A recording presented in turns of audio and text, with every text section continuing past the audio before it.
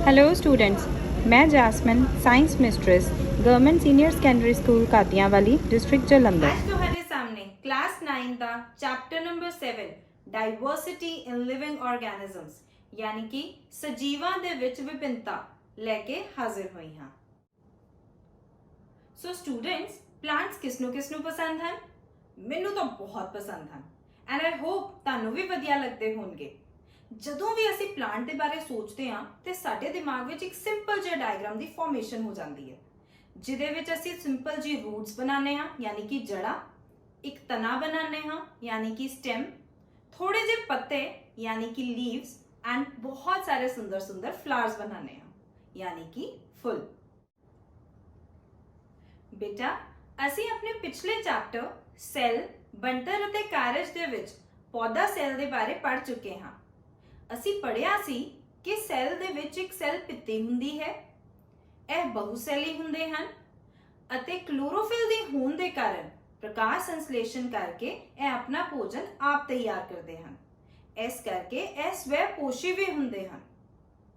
ਇਸ ਧਰਤੀ ਦੇ ਉੱਤੇ ਪੌਦਿਆਂ ਦੀਆਂ 3.5 ਮਿਲੀਅਨ ਕਿਸਮਾਂ ਹਨ। ਬਹੁਤ ਸਾਰੇ ਤਰ੍ਹਾਂ ਦੇ ਪੌਦੇ ਇਸ ਧਰਤੀ ਦੇ ਉੱਤੇ ਹਨ। ਕੁਝ ਵੱਡੇ ਹਨ, ਕੁਝ ਛੋਟੇ ਹਨ, ਕਈ ਰੰਗਾਂ ਦੇ ਹਨ। ਕੁਝ ਆਪਣੇ ਬੀਜ ਆਪ ਤਿਆਰ ਕਰਦੇ ਹਨ ਔਰ ਕੁਝ ਬੀਜ ਬਣਾਉਂਦੇ ਹੀ ਨਹੀਂ ਹਨ। ਹਰੇਕ ਪਲਾਂਟ ਦੇ ਬਾਰੇ, ਹਰੇਕ ਪੌਦੇ ਦੇ ਬਾਰੇ ਇਕੱਲੇ ਪੜ੍ਹਨਾ, ਉਸ ਦੀ ਸਟੱਡੀ ਕਰਨਾ ਬਹੁਤ ਹੀ ਜ਼ਿਆਦਾ ਮੁਸ਼ਕਿਲ ਹੈ। ਇਸ ਕਰਕੇ ਪੌਦਿਆਂ ਨੂੰ ਕਲਾਸੀਫਾਈ ਕਰਨਾ ਯਾਨੀ ਕਿ ਇਹਨਾਂ ਦਾ ਵਰਗੀਕਰਨ ਕਰਨਾ ਬਹੁਤ ਜ਼ਰੂਰੀ ਹੈ। ਅਸੀਂ ਕਈ ਬੇਸਿਸ ਦੇ ਉੱਤੇ ਇਹਨਾਂ ਦਾ ਵਰਗੀਕਰਨ ਕਰਦੇ ਹਾਂ। ਸੋ ਬੇਟਾ, ਅੱਜ ਅਸੀਂ ਪੌਦਾ ਜਗਤ ਯਾਨੀ ਕਿ ਪਲਾਂਟ ਕਿੰਗਡਮ ਦੇ ਬਾਰੇ ਪੜਾਂਗੇ। ਸੋ ਸਟੂਡੈਂਟਸ, ਪੌਦਿਆਂ ਨੂੰ ਬਹੁਤ ਸਾਰੇ ਆਧਾਰ ਯਾਨੀ ਕਿ ਕ੍ਰਾਈਟੇਰੀਆ ਦੇ ਬੇਸਿਸ ਤੇ ਵਰਗੀਕ੍ਰਿਤ ਕੀਤਾ ਜਾਂਦਾ ਹੈ। ਸਾਨੂੰ ਪਹਿਲਾਂ ਇਹਨਾਂ ਕ੍ਰਾਈਟੇਰੀਆ ਦੇ ਬਾਰੇ ਨੌਲੇਜ ਹੋਣੀ ਚਾਹੀਦੀ ਹੈ। ਸੋ ਆਓ ਹੁਣ ਅਸੀਂ ਇਹਨਾਂ ਕ੍ਰਾਈਟੇਰੀਆ ਦੇ ਬਾਰੇ ਸਟੱਡੀ ਕਰੀਏ।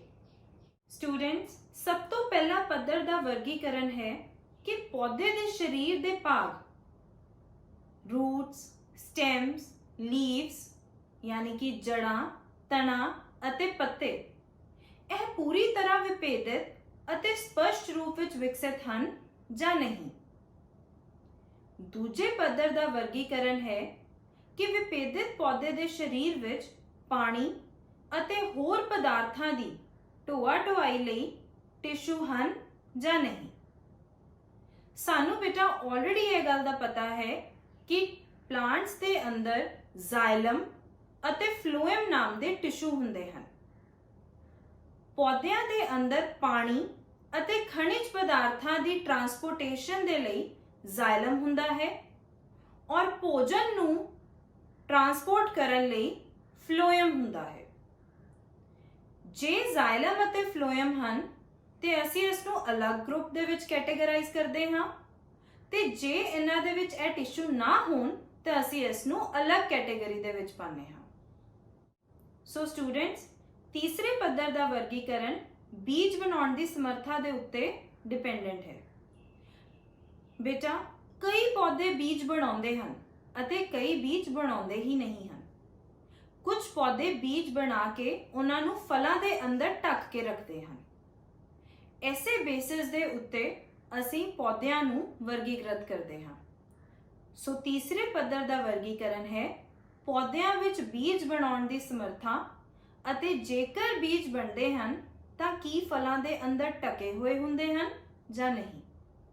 ਸਟੂਡੈਂਟਸ, ਤੁਹਾਡੀ ਸਕਰੀਨ ਉੱਤੇ ਜੋ ਵੀ ਫਲੈਸ਼ ਹੋ ਰਿਹਾ ਹੈ ਇਸ ਨੂੰ ਆਪਣੀ ਕਾਪੀਜ਼ ਦੇ ਵਿੱਚ ਨੋਟ ਜ਼ਰੂਰ ਕਰ ਲਓ। ਸੋ ਬੇਟਾ, ਜੋ ਬੇਸਿਸ ਅਸੀਂ ਹੁਣੇ ਸਟੱਡੀ ਕੀਤੇ ਹਨ ਉਹਨਾਂ ਨੂੰ ਮੁੱਖ ਰੱਖਦੇ ਹੋਏ ਪੌਦਿਆਂ ਨੂੰ ਦੋ ਭਾਗਾਂ ਦੇ ਵਿੱਚ ਵਰਗੀਕ੍ਰਿਤ ਕੀਤਾ ਜਾਂਦਾ ਹੈ, ਫਨੀਰੋਗੈਮੇ ਅਤੇ ਕ੍ਰਿਪਟੋਗੈਮੇ। ਫਨੀਰੋਗੈਮੇ ਥੈਲੋਫਾਈਟਾ, ਬ੍ਰਾਇਓਫਾਈਟਾ ਅਤੇ ਟਿਰੀਡੋਫਾਈਟਾ ਨੂੰ ਇਨਕਲੂਡ ਕਰਦਾ ਹੈ। ਇਹਨਾਂ ਦੇ ਵਿੱਚ ਅਣਢਕੇ ਹੋਏ ਭਰੂਣ ਹੁੰਦੇ ਹਨ ਯਾਨੀ ਕਿ ਨੇਕਡ ਐਮਬ੍ਰਿਓਜ਼ ਹੁੰਦੇ ਹਨ, ਜਿਨ੍ਹਾਂ ਨੂੰ ਅਸੀਂ ਬੀਜਾਣੂ ਯਾਨੀ ਕਿ ਸਪੋਰ ਕਹਿੰਦੇ ਹਨ।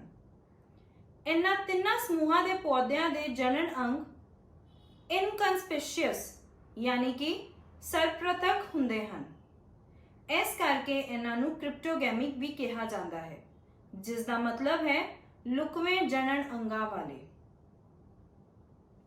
ਦੂਜੇ ਪਾਸੇ ਉਹ ਪੌਦੇ ਜਿਨ੍ਹਾਂ ਵਿੱਚ ਜਣਨ ਅੰਗ ਪੂਰੀ ਤਰ੍ਹਾਂ ਵਿਕਸਿਤ ਹੁੰਦੇ ਹਨ ਅਤੇ ਜਿਹੜੇ ਬੀਜ ਬਣਾਉਂਦੇ ਹਨ, ਉਹਨਾਂ ਨੂੰ ਫਨੀਰੋਗੈਮੀ ਕਹਿੰਦੇ ਹਨ। ਬੀਜ ਬਣਨਾ ਜਣਨ ਕਿਰਿਆ ਦਾ ਹੀ ਨਤੀਜਾ ਹੈ। ਬੀਜਾਂ ਵਿੱਚ ਭਰੂਣ ਅਤੇ ਜਮਾ ਭੋਜਨ ਹੁੰਦਾ ਹੈ, ਜਿਹੜਾ ਬੀਜ ਦੇ ਪੁੰਗਰਨ ਵੇਲੇ ਭਰੂਣ ਦੇ ਮੁੱਢਲੇ ਵਾਧੇ ਤੇ ਵਿਕਾਸ ਲਈ ਲੋੜੀਂਦਾ ਹੁੰਦਾ ਹੈ।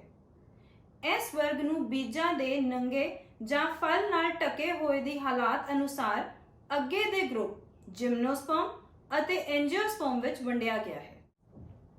ਮੈਨੂੰ ਪਤਾ ਹੈ ਕਿ ਤੁਹਾਨੂੰ ਆਈਸਕ੍ਰੀਮਸ, ਜੈਲੀਜ਼ ਬਹੁਤ ਪਸੰਦ ਹਨ, ਬਟ ਕੀ ਤੁਸੀਂ ਜਾਣਦੇ ਹੋ ਕਿ ਇਹਨਾਂ ਦੇ ਵਿੱਚ ਕੀ ਪ੍ਰੈਜ਼ੈਂਟ ਹੁੰਦਾ ਹੈ? ਬੇਟਾ, ਇਹਨਾਂ ਦੇ ਵਿੱਚ ਇੱਕ ਜੈਲੇਟਿਨ ਨਾਮ ਦਾ ਪਦਾਰਥ ਪ੍ਰੈਜ਼ੈਂਟ ਹੁੰਦਾ ਹੈ, ਜੋ ਸਾਨੂੰ ਥੈਲੋਫਾਈਟਾ ਕੈਟੇਗਰੀ ਤੋਂ ਮਿਲਦਾ ਹੈ। ਸੋ ਆਓ ਹੁਣ ਅਸੀਂ ਥੈਲੋਫਾਈਟਾ ਦੇ ਬਾਰੇ ਸਟੱਡੀ ਕਰੀਏ। ਥੈਲੋਫਾਈਟਾ ਦੋ ਸ਼ਬਦਾਂ ਦੇ ਸਮੂਹ ਤੋਂ ਬਣਿਆ ਹੈ, ਥੈਲਸ ਐਂਡ ਫਾਈਟੋਨ। ਫਾਈਟੋਨ ਦਾ ਮਤਲਬ ਹੈ ਪਲਾਂਟਸ, यानी कि पौधे, ते थैलस का मतलब ही है अनडिफरेंशिएटेड होना। बेटा, इस ग्रुप के प्लांट्स दे विच तने, जड़ां, पत्ते, फुल आदि भागां दे विच विभेदन नहीं हुंदा। बेटा, तुसी आजकल दे मौसम दे विच, बरसात दा मौसम है ना, आजकल दे मौसम दे विच तुसी पानी दे आस-पास, यानी कि जिद्दां कि पानी वाली टैंकी दे आस-पास काई जमी हुई देखी होएगी। ਇਹ ਕਾਈ ਬੇਟਾ ਥੈਲੋਫਾਈਟਾ ਨੂੰ ਹੀ ਬਿਲੋਂਗ ਕਰਦੀ ਹੈ। ਅਸੀਂ ਆਮ ਤੌਰ ਦੇ ਉੱਤੇ ਇਹਨਾਂ ਪੌਦਿਆਂ ਨੂੰ ਕਾਈ ਹੀ ਆਖਦੇ ਹਾਂ। ਬੇਟਾ, ਇਹਨਾਂ ਦੀਆਂ ਕੁਝ ਉਦਾਹਰਨਾਂ ਹਨ ਸਪਾਇਰੋਗੈਰਾ, ਯੂਲੋਥ੍ਰਿਕਸ, ਕਾਰਾ ਆਦਿ। ਸਪਾਇਰੋਗੈਰਾ ਦਾ ਡਾਇਗਰਾਮ ਤੁਹਾਡੇ ਸਾਹਮਣੇ ਹੈ। ਇਹ ਸਪਾਇਰੋਗੈਰਾ ਦੇ ਡਾਇਗਰਾਮ ਦੇ ਵਿੱਚ ਕੀ ਤੁਹਾਨੂੰ ਪਤਾ ਲੱਗ ਰਿਹਾ ਹੈ ਕਿ ਇਹਦੇ ਵਿੱਚ ਕਿਹੜੀ ਜੜਾਂ ਹਨ, ਕਿਹੜਾ ਤਣਾ ਹੈ ਜਾਂ ਕਿਹੜੇ ਪੱਤੇ ਹਨ? नहीं ना, ऐसे करके इसनू थैलोफाइटा दे विच रखिया गया है। लेकिन इन्हां दे विच क्लोरोफिल हुंदी है, इस करके अपना प्रकाश संश्लेषण करके भोजन तैयार करते हैं। सो ऐसे करके यह प्लांट्स हैं। हुण असीं ब्रायोफाइटा बारे पढ़िए। इस वर्ग विच पौधा शरीर तने अते पत्ते वर्गियां संरचनावां विच विभाजित हुंदा है। इन्हां विच वैसे तां जड़ां नहीं हुंदियां, लेकिन जड़ा वर्गियां राइजोइड्स जरूर हुंदियां हन, जो प्लांट नू सरफेस दे नाल फिक्स्ड रखण दे विच मदद करदियां हन। इन्हां विच वहनी टिशू भी नहीं हुंदे। इन्हां नू पौधा जगत दे जल स्थली यानी कि एम्फीबियंस ऑफ प्लांट किंगडम कहा जाता है। इस तरह इन्हां नू इस करके कहा जाता है क्योंकि इन्हां पौधों के नर युग्मक नू मूव करन वास्ते पानी की लोड़ हुंदी है। ऐसे करके यह पौधे डैम्प जगह यानी कि जिथे पानी की हूंद होवे उस दे आस-पास ही ग्रो करते हैं। इन्हां दियां कुछ उदाहरणां हन मार्केंशिया अते फुनेरिया। क्रिप्टोगैमे दे अंडर हाईली इवॉल्वड कैटेगरी है टेरिडोफाइटा। आओ बेटा हुण असीं टेरिडोफाइटा दे बारे पढ़िए। इस वर्ग के पौधों का शरीर जड़, तने अते पत्तियां दे विच विभाजित हुंदा है। इन्हां विच पौधे दे एक भाग तो दूजे भाग तक पानी अते खनिज पदार्थां दी ढोआ ढुआई लई वहनी टिशू भी मौजूद हुंदे हन। मतलब इन्हां विच जाइलम अते फ्लोएम हैगे हन। इन्हां दे पत्ते छोटे छोटे लीफलेट्स दे नाल बने हुंदे हन। ताडे सामने ये देखो फोटोग्राफ दे विच नजर आ रहा है, ये देखो ये छोटे छोटे पत्तियां हन, लेकिन ये सारियां पत्तियां मिलके एक पूरा दा पूरा पत्ता जड़ा है वो बना रही हन। इस दियां कुछ उदाहरणां हन मार्सिलिया अते फोन। सो स्टूडेंट्स, असी क्रिप्टोगैमी दियां तीनों किस्मां थैलोफाइटा, ब्रायोफाइटा एंड टेरिडोफाइटा दे बारे पढ़ लिया है। हुण असी फनीरोगैमी दियां किस्मां दे बारे पढ़ांगे, जो कि हन जिम्नोस्पर्म एंड एंजियोस्पर्म। आओ हुण असी जिम्नोस्पर्म बारे स्टडी करिए। जिम्नोस्पर्म शब्द ग्रीक भाषा दे दो शब्दां जिम्नो अते स्पर्म तो बनिया है। जिम्नो मतलब कि नेकेड यानी कि नंगा, ਅਤੇ ਸਪਰਮ ਦਾ ਭਾਵ ਹੈ ਬੀਜ। ਇਹਨਾਂ ਦੇ ਬੀਜ ਅੰਡਕੋਸ਼ ਦੇ ਅੰਦਰ ਮੌਜੂਦ ਨਹੀਂ ਹੁੰਦੇ, ਸਗੋਂ ਬਾਹਰ ਹੀ ਨੰਗੇ ਹੁੰਦੇ ਹਨ। ਇਸ ਵਰਗ ਦੇ ਪੌਦਿਆਂ ਦੇ ਬੀਜ ਅਣਢਕੇ ਹੋਏ ਹੁੰਦੇ ਹਨ ਅਤੇ ਆਮ ਤੌਰ ਤੇ ਬਹੁਵਰਗੀ, ਸਦਾਬਹਾਰ ਅਤੇ ਲੱਕੜੀਨੁਮਾ ਹੁੰਦੇ ਹਨ। ਇਹਨਾਂ ਵਿੱਚ ਫੁੱਲ ਵੀ ਮੌਜੂਦ ਨਹੀਂ ਹੁੰਦੇ। ਇਹਨਾਂ ਦੀਆਂ ਉਦਾਹਰਨਾਂ ਹਨ ਪਾਈਨ, ਦਿਓਦਾਰ ਅਤੇ ਸਾਈਕਸ। ਫਨੀਰੋਗੈਮੀ ਦੀ ਦੂਸਰੀ ਕਿਸਮ ਹੈ ਐਂਜੀਓਸਪਰਮ। ਬੇਟਾ, ਇਹ ਸ਼ਬਦ ਵੀ ਦੋ ਗ੍ਰੀਕ ਸ਼ਬਦਾਂ ਤੋਂ ਬਣਿਆ ਹੈ, ਐਂਜੀਓ ਅਤੇ ਸਪਰਮ। ਐਂਜੀਓ ਦਾ ਮਤਲਬ ਹੈ ਵੈਜ਼ਲ ਯਾਨੀ ਕਿ ਢਕਿਆ ਹੋਇਆ, ਅਤੇ ਸਪਰਮ ਦਾ ਮਤਲਬ ਹੈ ਸੀਡ ਯਾਨੀ ਕਿ ਬੀਜ। ਬੀਜ ਇੱਕ ਅੰਗ ਦੇ ਅੰਦਰ ਵਿਕਸਿਤ ਹੁੰਦੇ ਹਨ, ਜਿਹੜੇ ਬਾਅਦ ਵਿੱਚ ਫਲ ਵਿੱਚ ਤਬਦੀਲ ਹੋ ਜਾਂਦਾ ਹੈ। ਇਹਨਾਂ ਨੂੰ ਫੁੱਲਾਂ ਵਾਲੇ ਪੌਦੇ ਵੀ ਕਹਿੰਦੇ ਹਨ। ਬੀਜ ਅੰਦਰ ਪੌਦਾ ਭਰੂਣ ਵਿੱਚ ਕੁਝ ਸੰਰਚਨਾਵਾਂ ਹੁੰਦੀਆਂ ਹਨ, ਜਿਨ੍ਹਾਂ ਨੂੰ ਕੋਟਿਲਿਡਨਸ ਕਹਿੰਦੇ ਹਨ। ਕੋਟਿਲਿਡਨਾਂ ਨੂੰ ਬੀਜ ਪੱਤਰ ਵੀ ਕਹਿੰਦੇ ਹਨ, ਕਿਉਂਕਿ ਬਹੁਤ ਵਾਰੀ ਬੀਜ ਪੁੰਗਰਨ ਵੇਲੇ ਇਹ ਬੀਜ ਵਿੱਚੋਂ ਬਾਹਰ ਨਿਕਲ ਆਉਂਦੇ ਹਨ ਅਤੇ ਹਰੇ ਰੰਗ ਦੇ ਹੋ ਜਾਂਦੇ ਹਨ। ਇਸ ਤਰ੍ਹਾਂ ਅਸੀਂ ਕਹਿ ਸਕਦੇ ਹਾਂ ਕਿ ਬੀਜ ਪੱਤਰ ਅਤੇ ਪੌਦਾ ਭਰੂਣ ਬੀਜ ਅੰਦਰ ਇੱਕ ਛੋਟੇ ਪੌਦੇ ਦੀ ਤਰ੍ਹਾਂ ਹੀ ਹੁੰਦੇ ਹਨ। ਬੇਟਾ, ਇਹ ਗਰੁੱਪ ਦੇ ਵਿੱਚ ਸਭ ਤੋਂ ਜ਼ਿਆਦਾ ਕਿਸਮਾਂ ਦੇ ਪੌਦੇ ਪ੍ਰੈਜ਼ੈਂਟ ਹਨ ਤੇ ਇਹ ਸਭ ਤੋਂ ਜ਼ਿਆਦਾ ਹਾਈਲੀ ਡਿਵੈਲਪਡ ਯਾਨੀ ਕਿ ਵਿਭਾਜਿਤ ਹਨ। ਇਹਨਾਂ ਵਿੱਚ ਜੜਾਂ, ਤਣੇ, ਪੱਤੇ, ਫੁੱਲ ਅਤੇ ਫਲ ਸਭ ਵਿਭਾਜਿਤ ਹੁੰਦੇ ਹਨ। ਬੀਜ ਪੱਤਰਾਂ ਦੀ ਗਿਣਤੀ ਦੇ ਅਨੁਸਾਰ ਐਂਜੀਓਸਪਰਮ ਨੂੰ ਦੋ ਭਾਗਾਂ ਵਿੱਚ ਵੰਡਿਆ ਗਿਆ ਹੈ, ਮੋਨੋਕੋਟਿਲਿਡਨ ਅਤੇ ਡਾਈਕੋਟਿਲਿਡਨਸ। ਆਓ ਅਸੀਂ ਮੋਨੋਕੋਟਿਲਿਡਨ ਅਤੇ ਡਾਈਕੋਟਿਲਿਡਨ ਨੂੰ ਇੱਕ ਕਿਰਿਆ ਦੇ ਰਾਹੀਂ ਪੜ੍ਹੀਏ। ਮੋਨੋਕੋਟ ਅਤੇ ਡਾਈਕੋਟ ਨੂੰ ਪੜ੍ਹਨ ਵਾਸਤੇ ਅਸੀਂ ਹਰੇ ਛੋਲੇ, ਕਣਕ, ਮੱਕੀ, ਮਟਰ ਅਤੇ ਇਮਲੀ ਦੇ ਬੀਜਾਂ ਨੂੰ ਲੈ ਸਕਦੇ ਹਾਂ। ਮੈਂ ਇੱਥੇ ਛੋਲੇ ਅਤੇ ਮੱਕੀ ਦੇ ਬੀਜਾਂ ਨੂੰ ਲਿਆ ਹੈ। ਇਹਨਾਂ ਨੂੰ ਥੋੜੀ ਦੇਰ ਤੱਕ ਤੁਸੀਂ ਭਿਓ ਲਓ ਅਤੇ ਜਦੋਂ ਇਹ ਪੋਲੇ ਹੋ ਜਾਣ ਫਿਰ ਇਹਨਾਂ ਬੀਜਾਂ ਨੂੰ ਸਟੱਡੀ ਕਰਨ ਦੀ ਕੋਸ਼ਿਸ਼ ਕਰਦੇ ਹਾਂ। ਬੇਟਾ, ਮੱਕੀ ਦੇ ਬੀਜ ਨੂੰ ਧਿਆਨ ਨਾਲ ਦੇਖੋ। ਕੀ ਤੁਸੀਂ ਇਸ ਨੂੰ ਦੋ ਬਰਾਬਰ ਦੇ ਭਾਗਾਂ ਦੇ ਵਿੱਚ ਵੰਡ ਸਕਦੇ ਹੋ? ਨਹੀਂ ਨਾ। ਇਸ ਦਾ ਮਤਲਬ ਇਸ ਦੇ ਅੰਦਰ ਇੱਕੋ ਹੀ ਕੋਟਿਲਿਡਨ ਹੈ, ਇਸੇ ਲਈ ਇਹ ਮੋਨੋਕੋਟ ਹੈ। ਬਟ ਜੇ ਅਸੀਂ ਇਸ ਛੋਲੇ ਨੂੰ ਦੇਖੀਏ ਤੇ ਇਸ ਛੋਲੇ ਨੂੰ ਅਸੀਂ ਅਗਰ ਦੋ ਭਾਗਾਂ ਦੇ ਵਿੱਚ ਵੰਡਣ ਦੀ ਕੋਸ਼ਿਸ਼ ਕਰੀਏ ਤੇ ਦੋ ਸਮਾਨ ਭਾਗਾਂ ਦੇ ਵਿੱਚ ਵੰਡਿਆ ਜਾ ਰਿਹਾ ਹੈ। ਆ ਦੇਖੋ, ਇਹ ਵੀ ਦੋ ਸਮਾਨ ਭਾਗਾਂ ਦੇ ਵਿੱਚ ਅਸੀਂ ਇਸ ਨੂੰ ਵੰਡਿਆ ਹੋਇਆ ਹੈ। ਇਸ ਦਾ ਮਤਲਬ ਇਸ ਦੇ ਅੰਦਰ ਦੋ ਕੋਟਿਲਿਡਨ ਹਨ, ਸੋ ਇਹ ਡਾਈਕੋਟ ਹੈ। ਆਓ ਹੁਣ ਅਸੀਂ ਇਹਨਾਂ ਦੀਆਂ ਜੜ੍ਹਾਂ ਅਤੇ ਪੱਤਿਆਂ ਦੇ ਬਾਰੇ ਪੜ੍ਹੀਏ। ਬੇਟਾ, ਮੋਨੋਕੋਟ ਦੇ ਅੰਦਰ ਮੂਸਲਧਾਰ ਜੜ ਹੁੰਦੀ ਹੈ। ਦੇਖੋ, ਇਸ ਦੇ ਵਿੱਚ ਇੱਕ ਲੰਬੀ ਜੜ ਹੈ, ਇਸ ਤੋਂ ਛੋਟੀਆਂ-ਛੋਟੀਆਂ ਜੜ੍ਹਾਂ ਬਾਹਰ ਨਿਕਲ ਰਹੀਆਂ ਹਨ। ਇਸ ਤਰ੍ਹਾਂ ਦੀ ਜੜ ਨੂੰ ਅਸੀਂ ਮੂਸਲਧਾਰ ਜੜ ਕਹਿੰਦੇ ਹਾਂ ਅਤੇ ਇਹਨਾਂ ਦੇ ਪੱਤੇ ਜਾਲੀਦਾਰ ਤਰਤੀਬ ਦੇ ਵਿੱਚ ਹਨ, ਯਾਨੀ ਕਿ ਰੈਟੀਕੂਲੇਟ ਵਿਨੇਸ਼ਨ। ਸੋ ਬੇਟਾ, ਮੋਨੋਕੋਟ ਪਲਾਂਟਸ ਦੇ ਵਿੱਚ ਰੈਟੀਕੂਲੇਟ ਵਿਨੇਸ਼ਨ ਹੁੰਦੀ ਹੈ ਅਤੇ ਟੈਪ ਰੂਟ ਸਿਸਟਮ ਹੁੰਦਾ ਹੈ। ਆਓ ਹੁਣ ਅਸੀਂ ਇਸ ਘਾਹ ਨੂੰ ਦੇਖੀਏ। ਇਸ ਘਾਹ ਦੀ ਜੜ ਨੂੰ ਜੇ ਤੁਸੀਂ ਦੇਖੋ ਤੇ ਇਹ ਬਿਲਕੁਲ ਰੇਸ਼ੇਦਾਰ ਹੈ। ਇੱਕੋ ਹੀ ਸਿਰੇ ਤੋਂ ਕਈ ਤਰ੍ਹਾਂ ਦੀਆਂ ਜੜ੍ਹਾਂ ਜਿਹੜੀਆਂ ਹਨ ਉਹ ਨਿਕਲ ਰਹੀਆਂ ਹਨ। ਇਸ ਤਰ੍ਹਾਂ ਦੀਆਂ ਜੜ੍ਹਾਂ ਨੂੰ ਅਸੀਂ ਫਾਈਬਰਸ ਰੂਟ ਕਹਿੰਦੇ ਹਾਂ ਔਰ ਇਹਨਾਂ ਦੇ ਪੱਤਿਆਂ ਦੇ ਵਿੱਚ ਸਮਾਂਤਰ ਤਰਤੀਬ ਹੁੰਦੀ ਹੈ, ਯਾਨੀ ਕਿ ਪੈਰਲਲ ਵਿਨੇਸ਼ਨ। ਆਓ ਹੁਣ ਅਸੀਂ ਜਿਮਨੋਸਪਰਮ ਐਂਡ ਐਂਜੀਓਸਪਰਮ ਦੇ ਵਿੱਚ ਡਿਫਰੈਂਸੀਏਸ਼ਨ ਕਰੀਏ।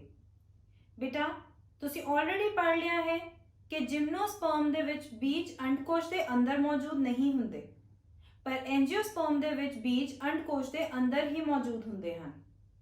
ਜਿਮਨੋਸਪਰਮ ਦੇ ਵਿੱਚ ਫੁੱਲ ਨਹੀਂ ਹੁੰਦੇ ਅਤੇ ਐਂਜੀਓਸਪਰਮ ਦੇ ਵਿੱਚ ਫੁੱਲ ਮੌਜੂਦ ਹੁੰਦੇ ਹਨ। ਇਹਨਾਂ ਪੁਆਇੰਟਸ ਨੂੰ ਆਪਣੀ ਕਾਪੀਜ਼ ਦੇ ਵਿੱਚ ਨੋਟ ਜ਼ਰੂਰ ਕਰ ਲਓ, ਇਹ ਬਹੁਤ ਹੀ ਇੰਪੋਰਟੈਂਟ ਕੁਐਸਚਨ ਹੈ। ਨਾਓ ਸਟੂਡੈਂਟਸ, ਅਸੀਂ ਪਲਾਂਟ ਕਿੰਗਡਮ ਦੀ ਸਾਰੀ ਕਲਾਸੀਫਿਕੇਸ਼ਨ ਸਟੱਡੀ ਕਰ ਲਈ ਹੈ। ਨਾਓ ਮੂਵਿੰਗ ਫਰਦਰ, ਹੁਣ ਤੁਹਾਡੇ ਸਾਹਮਣੇ ਮੈਂ ਇੱਕ ਇਮੇਜ ਸ਼ੋ ਕਰਨ ਲੱਗੀ ਹਾਂ, ਇਸ ਨੂੰ ਧਿਆਨ ਨਾਲ ਦੇਖਣਾ ਔਰ ਮੈਨੂੰ ਸੋਚ ਕੇ ਦੱਸੋ ਕਿ ਇਹ ਕੀ ਹਨ। ਇਹ ਇੱਕ ਟਾਈਗਰ ਹੈ, ਐਲੀਫੈਂਟ, ਰੈਟ, ਇਹ ਸਭ ਕੀ ਹਨ ਬੇਟਾ? ਸੋਚਿਆ ਤੁਸੀਂ? ਬਿਲਕੁਲ ਸਹੀ, ਇਹ ਸਭ ਐਨੀਮਲਸ ਹਨ। ਸੋ ਨਾਓ ਬੇਟਾ, ਹੁਣ ਅਸੀਂ ਪੜਾਂਗੇ ਐਨੀਮਲ ਕਿੰਗਡਮ ਦੇ ਬਾਰੇ। ਐਨੀਮਲਸ ਯੂਕੈਰੀਓਟਿਕ, ਬਹੁਸੈਲੀ ਅਤੇ ਪਰਪੋਸ਼ੀ ਹੁੰਦੇ ਹਨ। ਅਸੀਂ ਜੰਤੂ ਸੈੱਲ ਦੇ ਬਾਰੇ ਵੀ ਪਹਿਲਾਂ ਪੜ੍ਹ ਚੁੱਕੇ ਹਾਂ ਔਰ ਇਸ ਦੇ ਵਿੱਚ ਸੈੱਲ ਪੱਤੀ ਮੌਜੂਦ ਨਹੀਂ ਹੁੰਦੀ। ਇਹਨਾਂ ਦੇ ਵਿੱਚ ਜੰਤੂ ਜ਼ਿਆਦਾਤਰ ਚੱਲਣਯੋਗ ਹੁੰਦੇ ਹਨ। ਐਨੀਮੇਲੀਆ ਦਾ ਵਰਗੀਕਰਨ ਦਾ ਆਧਾਰ ਹੈ ਸਰੀਰਕ ਸੰਰਚਨਾਵਾਂ ਅਤੇ ਵਿਭੇਦੀਕਰਨ। ਆਓ ਹੁਣ ਅਸੀਂ ਇਹਨਾਂ ਦੇ ਟਾਈਪਸ ਨੂੰ ਪੜ੍ਹੀਏ। ਐਨੀਮਲ ਕਿੰਗਡਮ ਨੂੰ ਕੁੱਲ 10 ਫਾਈਲਮ ਦੇ ਵਿੱਚ ਕਲਾਸੀਫਾਈ ਕੀਤਾ ਜਾਂਦਾ ਹੈ। ਤੁਹਾਡੀ ਸਕਰੀਨ ਦੇ ਉੱਤੇ ਇਹ ਸਾਰੇ ਫਾਈਲਮਸ ਨਜ਼ਰ ਆ ਰਹੇ ਹਨ। ਇਸ ਟੇਬਲ ਨੂੰ ਚੰਗੀ ਤਰ੍ਹਾਂ ਆਪਣੀ ਕਾਪੀ ਦੇ ਵਿੱਚ ਨੋਟ ਕਰ ਲੈਣਾ। ਸਭ ਤੋਂ ਪਹਿਲਾ ਫਾਈਲਮ ਹੈ Porifera, Coelenterata, Platyhelminthes, Nematoda, Annelida, Arthropoda, Echinodermata, Protochordata and Vertebrata. बेटा वर्टिब्रेटा ਨੂੰ ਅਸੀਂ ਫਰਦਰ 5 ਕਲਾਸਿਸ ਦੇ ਵਿੱਚ ਵੰਡਦੇ ਹਾਂ। Pisces, Amphibia, Reptilia, Aves and Mammalia. आओ बेटा ਹੁਣ ਅਸੀਂ ਐਨੀਮਲ ਕਿੰਗਡਮ ਦਾ ਸਭ ਤੋਂ ਪਹਿਲਾ ਫਾਈਲਮ ਪੜ੍ਹੀਏ ਔਰ ਉਹ ਹੈ ਪੋਰੀਫੇਰਾ। बेटा ਪੋਰੀਫੇਰਾ ਦੇ ਵਿੱਚ ਵਰਡ ਆਂਦਾ ਹੈ ਪੋਰਸ। ਪੋਰਸ ਯਾਨੀ ਕਿ ਮੁਸਾਮ। ਇਹਨਾਂ ਦਾ ਸਰੀਰ ਮੁਸਾਮਦਾਰ ਹੁੰਦਾ ਹੈ। ਤੁਸੀਂ ਸਪੌਂਜ ਦੇਖੀ ਹੋਈ ਹੈ? ਸਪੌਂਜ ਦੇ ਵਿੱਚ ਕਿੰਨੇ ਮੁਸਾਮ ਹੁੰਦੇ ਹਨ? ਇਹਨਾਂ ਦਾ ਸਰੀਰ ਵੀ ਉਸੇ ਤਰ੍ਹਾਂ ਹੀ ਹੁੰਦਾ ਹੈ, ਇਸੇ ਕਰਕੇ ਇਹਨਾਂ ਨੂੰ ਸਪੌਂਜ ਵੀ ਕਿਹਾ ਜਾਂਦਾ ਹੈ। ਨਾਲੀ ਪ੍ਰਣਾਲੀ ਨਾਲ ਪੂਰੇ ਸਰੀਰ ਵਿੱਚ ਪਾਣੀ ਦਾ ਸੰਚਾਰ ਹੁੰਦਾ ਹੈ ਅਤੇ ਇਹ ਪਾਣੀ ਆਪਣੇ ਨਾਲ ਭੋਜਨ ਅਤੇ ਆਕਸੀਜਨ ਲੈ ਕੇ ਆਉਂਦਾ ਹੈ।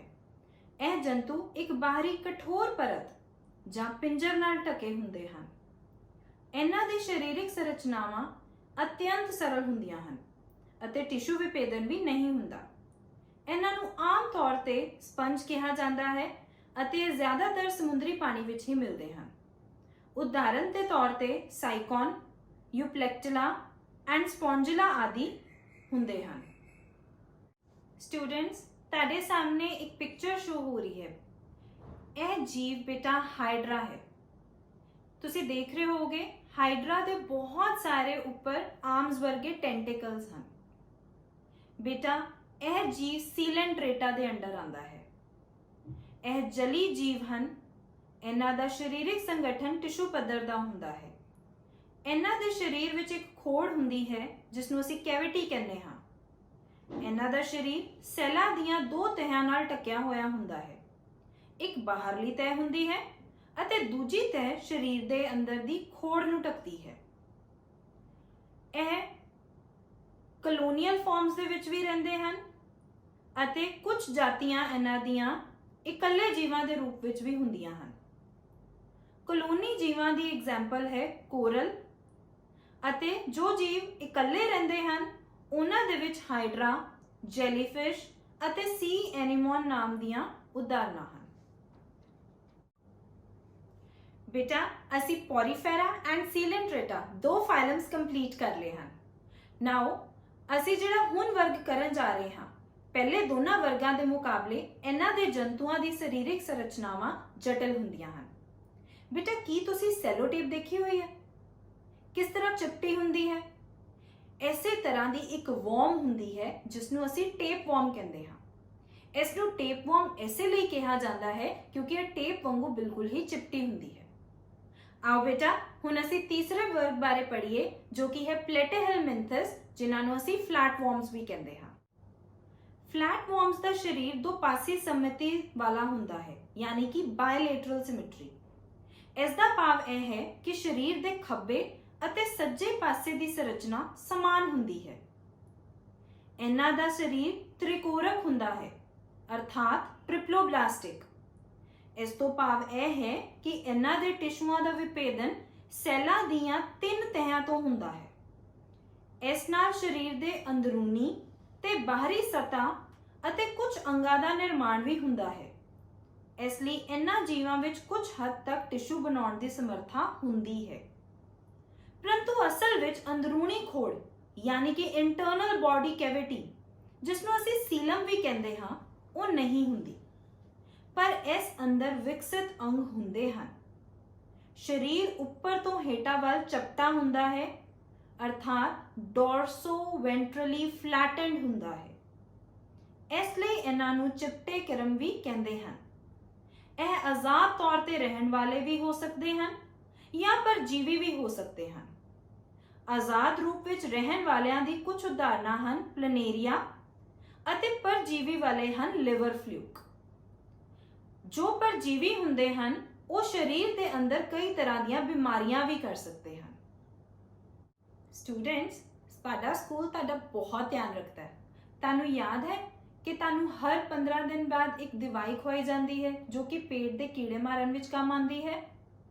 ਯਾਦ ਆਇਆ? ਹਾਂਜੀ ਬੇਟਾ, ਕੀ ਤੁਹਾਨੂੰ ਪਤਾ ਹੈ ਕਿ ਇਹ ਕੀੜੇ ਕਿਹੜੇ ਹੁੰਦੇ ਹਨ? ਬੇਟਾ, ਇਹਨਾਂ ਨੂੰ ਰਾਉਂਡ ਵਰਮਸ ਕਹਿੰਦੇ ਹਨ ਔਰ ਇਹ ਅਗਲੇ ਫਾਈਲਮ ਨੈਮਾਟੋਡਾ ਦੇ ਅੰਡਰ ਆਉਂਦੇ ਹਨ। ਆਓ ਹੁਣ ਅਸੀਂ ਨੈਮਾਟੋਡਾ ਬਾਰੇ ਪੜ੍ਹੀਏ। ਇਸ ਵਰਗ ਦੇ ਜੰਤੂ ਵੀ ਤ੍ਰਿਕੋਰਕ ਹੁੰਦੇ ਹਨ, ਯਾਨੀ ਕਿ ਟ੍ਰਿਪਲੋਬਲਾਸਟਿਕ, ਅਤੇ ਇਹਨਾਂ ਵਿੱਚ ਵੀ ਦੋ ਪਾਸੀ ਸਮਮਿਤੀ ਹੀ ਪਾਈ ਜਾਂਦੀ ਹੈ, ਪਰੰਤੂ ਇਹਨਾਂ ਦਾ ਸਰੀਰ ਚਪਟਾ ਨਹੀਂ ਹੁੰਦਾ ਬਲਕਿ ਵੇਲਣਾਕਾਰ ਦਾ ਹੁੰਦਾ ਹੈ। ਇਸੇ ਲਈ ਇਹਨਾਂ ਨੂੰ ਅਸੀਂ ਰਾਉਂਡ ਵਰਮਸ ਕਹਿੰਦੇ ਹਾਂ। ਇਹਨਾਂ ਵਿੱਚ ਟਿਸ਼ੂ ਤਾਂ ਹੁੰਦੇ ਹਨ ਪਰ ਅਸਲੀ ਅੰਗ ਨਹੀਂ ਬਣਦੇ, ਅਤੇ ਇਹਨਾਂ ਵਿੱਚ ਸੀਡੋਸੀਲਮ ਯਾਨੀ ਕਿ ਆਬਾਸੀ ਦੇਹ ਖੋੜ ਮੌਜੂਦ ਹੁੰਦੀ ਹੈ। ਇਹਨਾਂ ਨੂੰ ਅਸੀਂ ਆਮ ਤੌਰ ਤੇ ਬਿਮਾਰੀ ਪੈਦਾ ਕਰਨ ਵਾਲੇ ਪਰਜੀਵਾਂ ਵਜੋਂ ਜਾਣਦੇ ਹਾਂ। ਇਹਨਾਂ ਦੀਆਂ ਕੁਝ ਉਦਾਹਰਨਾਂ ਹਨ ਫਾਈਲੇਰੀਆ, ਜੋ ਕਿ ਐਲੀਫੈਂਟੀਏਜ਼ਸ ਕਾਜ਼ ਕਰਦਾ ਹੈ, ਅਤੇ ਆਂਤੜੀਆਂ 'ਚ ਮਿਲਣ ਵਾਲੇ ਗੋਲ ਕਿਰਮ ਐਸਕੈਰਿਸ ਜਾਂ ਪਿਨ ਕਿਰਮ, ਇਹ ਵੀ ਕੁਝ ਉਦਾਹਰਨਾਂ ਹਨ। ਸਟੂਡੈਂਟਸ, ਅਸੀਂ ਜਿੱਦਾਂ ਹੁਣ ਅੱਗੇ ਨੈਕਸਟ ਫਾਈਲਮ ਵੱਲ ਵਧਾਂਗੇ, ਤੁਹਾਨੂੰ ਇਹਨਾਂ ਨੂੰ ਯਾਦ ਕਰਨਾ ਔਰ ਇਹਨਾਂ ਨੂੰ ਸਮਝਣਾ ਬਹੁਤ ਆਸਾਨ ਹੁੰਦਾ ਜਾਏਗਾ। ਕਿਉਂਕਿ ਇਹਨਾਂ ਦੀਆਂ ਉਦਾਹਰਨਾਂ ਨੂੰ ਤੁਸੀਂ ਬਹੁਤ ਚੰਗੀ ਤਰ੍ਹਾਂ ਜਾਣਦੇ ਹੋ। ਤੁਸੀਂ ਕੰਨ ਖਜੂਰੇ ਅਤੇ ਗੰਡੋਇਆਂ ਨੂੰ ਤਾਂ ਦੇਖਿਆ ਹੀ ਹੋਇਆ ਹੈ। ਆਓ ਬੇਟਾ, ਹੁਣ ਅਸੀਂ ਆਪਣਾ ਨੈਕਸਟ ਫਾਈਲਮ ਕਰੀਏ, ਉਹ ਹੈ ਐਨੇਲਿਡਾ, ਜਿਹਦੇ ਅੰਦਰ ਗੰਡੋਏ ਦੀ ਐਗਜ਼ਾਮਪਲ ਆਉਂਦੀ ਹੈ। ਐਨੇਲਿਡਾ ਜੰਤੂ ਵੀ ਤ੍ਰਿਕੋਰਕ ਅਤੇ ਦੋ ਪਾਸੀ ਸਮਮਿਤੀ ਵਾਲੇ ਹੀ ਹੁੰਦੇ ਹਨ, ਪਰ ਇਹਨਾਂ ਵਿੱਚ ਅਸਲ ਦੇਹਖੋੜ ਹੁੰਦੀ ਹੈ। They have true Seelam. ਇਸ ਨਾਲ ਅਸਲ ਅੰਗ ਸਰੀਰਕ ਸੰਰਚਨਾ ਵਿੱਚ ਠੀਕ ਤਰ੍ਹਾਂ ਫਿੱਟ ਹੋਏ ਹੁੰਦੇ ਹਨ। ਇਸ ਲਈ ਇਹਨਾਂ ਵਿੱਚ ਵਿਆਪਕ ਵਿਭੇਦਨ ਨਹੀਂ ਹੁੰਦਾ, ਅਤੇ ਇਹ ਵਿਭੇਦਨ ਸਰੀਰ ਦੇ ਮੂਹਰਲੇ ਸਿਰੇ ਤੋਂ ਪਿਛਲੇ ਹਿੱਸੇ ਤੱਕ ਖੰਡਾਂ ਅਰਥਾਤ ਸੈਗਮੈਂਟਸ ਦੇ ਰੂਪ ਵਿੱਚ ਹੁੰਦਾ ਹੈ। ਪੂਰਾ ਸਰੀਰ ਬਹੁਤ ਸਾਰੇ ਹਿੱਸਿਆਂ ਜਾਂ ਖੰਡਾਂ ਵਿੱਚ ਵੰਡਿਆ ਹੋਇਆ ਹੁੰਦਾ ਹੈ। ਇਹ ਜੰਤੂ ਵਿਭਿੰਨ ਨਿਵਾਸ ਸਥਾਨਾਂ ਜਿਵੇਂ ਤਾਜ਼ਾ ਪਾਣੀ, ਲੂਣਾ ਪਾਣੀ ਅਤੇ ਧਰਤੀ ਤੇ ਮਿਲਦੇ ਹਨ। ਸਾਨੂੰ ਗੰਡੋਏ ਵੀ ਤਾਂ ਬਾਰਿਸ਼ਾਂ ਦੇ ਮੌਸਮ ਵਿੱਚ ਹੀ ਨਜ਼ਰ ਆਉਂਦੇ ਹਨ। ਗੰਡੋਏ, ਜੌਂਕ, ਨੀਰੀਸ, ਇਹ ਇਹਨਾਂ ਦੀਆਂ ਕੁਝ ਉਦਾਹਰਨਾਂ ਹਨ। ਸੋ ਸਟੂਡੈਂਟਸ, ਹੁਣ ਤੱਕ ਅਸੀਂ ਐਨੀਮਲ ਕਿੰਗਡਮ ਦੇ 5 ਫਾਈਲਮ ਸਟੱਡੀ ਕਰ ਲਏ ਹਨ: ਪੋਰੀਫੇਰਾ, ਸੀਲੈਂਟ੍ਰੇਟਾ, ਪਲੇਟੀਹੈਲਮਿੰਥਸ, ਨੈਮਾਟੋਡਾ ਐਂਡ ਐਨੇਲਿਡਾ। ਇਸ ਤੋਂ ਅੱਗੇ ਦੇ ਫਾਈਲਮਸ ਅਸੀਂ ਨੈਕਸਟ ਕਲਾਸ ਵਿੱਚ ਸਟੱਡੀ ਕਰਾਂਗੇ। ਮੈਂ ਪੂਰੀ ਉਮੀਦ ਕਰਦੀ ਹਾਂ ਕਿ ਤੁਸੀਂ ਇੱਥੋਂ ਤੱਕ ਦਾ ਚੈਪਟਰ ਬੁੱਕਸ ਵਿੱਚੋਂ ਅੱਛੀ ਤਰ੍ਹਾਂ ਪੜ੍ਹ ਲਓਗੇ ਔਰ ਇਹਨਾਂ ਦੇ ਕੁਐਸਚਨਸ ਨੂੰ ਵੀ ਪ੍ਰੈਕਟਿਸ ਜ਼ਰੂਰ ਕਰੋਗੇ। Be safe, stay at home. ਅਸੀਂ ਨੈਕਸਟ ਕਲਾਸ ਵਿੱਚ ਮਿਲਾਂਗੇ।